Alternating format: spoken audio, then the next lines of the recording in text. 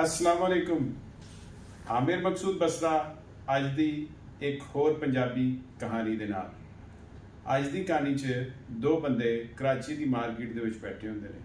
वो मार्केट जिहड़ी होलसेल दे बारे बड़ी मशहूर हुंदी है ते एक दूसरे को पुछदा यार अज दोपहर दे टाइम ही अक्सर दुकानां दे उत्ते दीवा क्यों बल गए, दीवा बलिया नज़र क्यों आ रहा।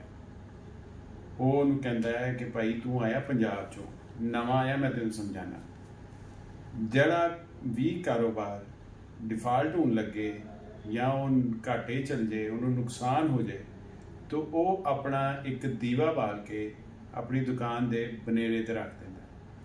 ਉਹਦੇ ਤੋਂ ਲੈਣ ਦੇਣ ਕਰਨ ਵਾਲੇ ਲੋਕ ਆ ਕੇ ਉਹਦੇ ਕੋਲ ਜੋ ਕੁਝ ਲੱਭਦਾ ਹੈ ਉਹਦੀ ਕੋਈ ਚੀਜ਼ ਵੇਚਣੀ ਹੈ, ਕੋਈ ਕਬਜ਼ੇ 'ਚ ਲੈਣੀ, ਉਹ ਲੈ ਨੂੰ ਲੈਂਦੇ ਨੇ। ਜਿਹੜਾ ਪਹਿਲੇ ਆਏ ਪਹਿਲੇ ਪਾਏ ਕੇ ਸੂਟ ਦੇ ਉੱਤੇ ਤੇ ਉਹ ਬੰਦਾ ਚੁੱਪ ਕਰਕੇ ਮਾਰਕੀਟ ਛੱਡ ਜਾਂਦਾ। ਲੈਣ ਦੇਣ ਮੁਕਾਇਆ ਹੋਏ ਕੁਛ ਵੀ ਹੋਏ ਮਾਰਕੀਟ ਦੀ ਰਵਾਇਤ ਹੈ ਉਹ ਫਿਰ ਉਹਦੇ ਤੇ ਛੱਡਦਾ ਜਾਂਦਾ।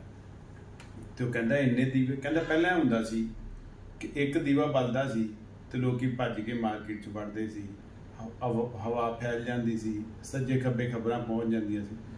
ਕਹਿੰਦਾ ਹੁਣ ਜਦੋਂ ਦਾ ਆਹ ਨਿਜ਼ਾਮ ਆਇਆ, ਇਸ ਨਿਜ਼ਾਮ ਦੇ ਹੁੰਦੇ ਦੁਕਾਨ ਦੁਕਾਨ ਤੇ ਦੀਵਾ ਬਲਣ ਡਿਆ ਔਰ ਕੋਈ ਹਰ ਕੋਈ ਆਪਣੀ ਆਪਣੀ ਸ਼ਰਮਿੰਦਗੀ ਦੂਸਰੇ ਦਾ ਬਲਦਾ ਦੀਵਾ ਵੀ ਨਹੀਂ ਵੇਖਣ ਡਿਆ। ਤੇ ਭਾਈਓ साढ़े सारे दे दीवे बल गए ने, हूँ कुछ ख्याल करो।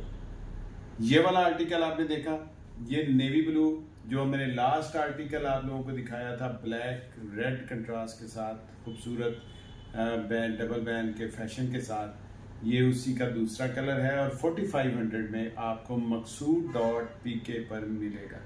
इसकी बड़ी माइनर और खूबसूरत डिटेल्स हैं जो आपको बहुत पसंद आएंगी और ये आपको maqsood.pk पर शलवार कमीज़ के टैब में मिलेगा 4500 में फ्री होम डिलीवरी के साथ। अब चाहता हूँ मैं इजाज़त आप लोगों से। अल्लाह हाफिज़।